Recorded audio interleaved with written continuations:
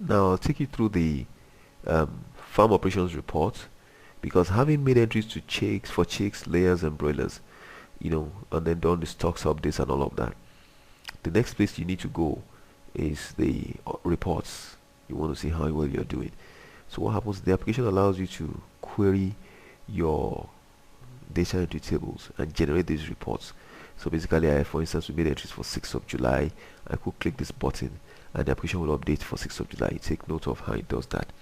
And then I could go through and check and say, okay, mortality rate is that. Like, we remember when I said that the dummy data we posted for 6th of July, you can see how high that is, grams per bird.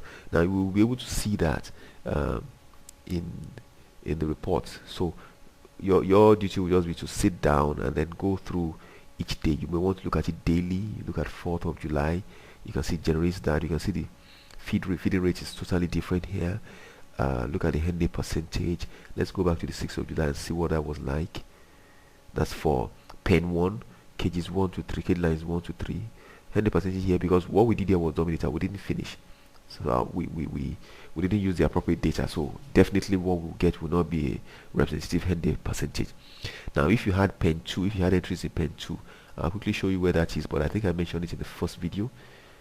If you go into the broilers and layers interfaces, what I've done is I use pen 3 in the layers table for broilers.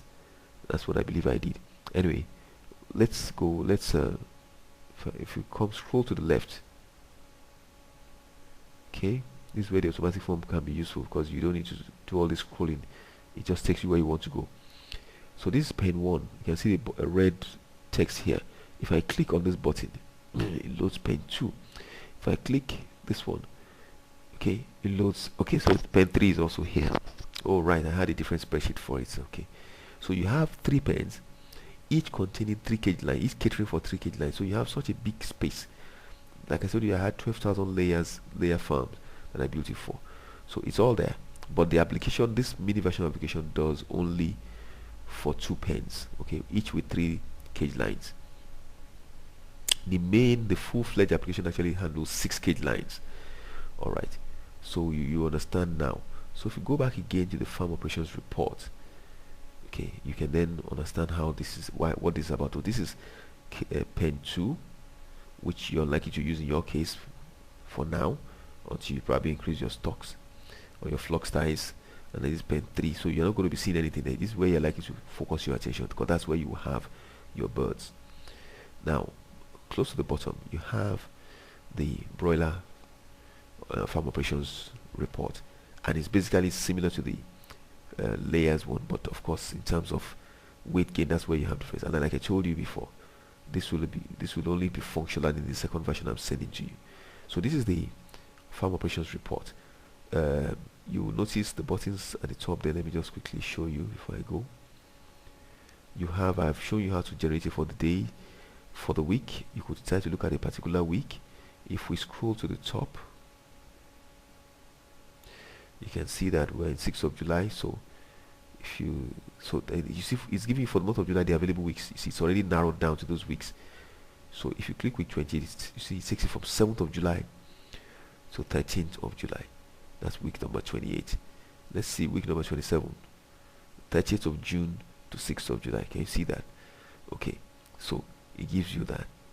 Now, but you will notice what it will do. It's okay, yeah. Then week 29, the same thing.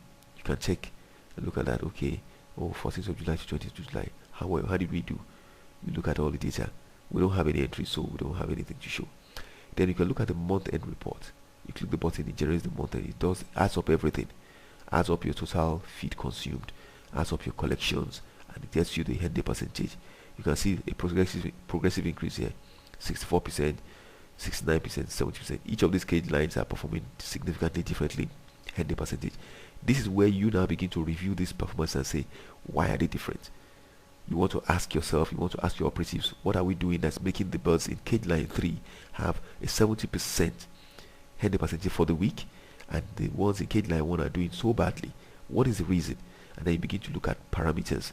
For instance, if you take a look here, you look at the opening stock and the dead number of birds lost. You look at the water one, the number of birds lost, and then you look at the consumption. Look at how high the consumption for a lower number of birds is. The cage line 1 birds were eating 627 kg, the other ones eating 550 kg.